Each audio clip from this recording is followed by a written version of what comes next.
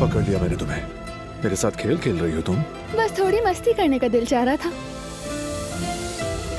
हमारे बेटे का नाम क्या होगा अभी तक फैसला ही नहीं किया। अच्छा, तो हम अब अपने शहजादे का नाम इन कागजों पर लिखकर इस डब्बे में डालेंगे। जी हाँ दादी जान, भाभी से यही वादा किया था। हमारा बेबी खुशकिस्मत है क्योंकि उसके पास दुनिया के सबसे अच्छे बाबा हैं।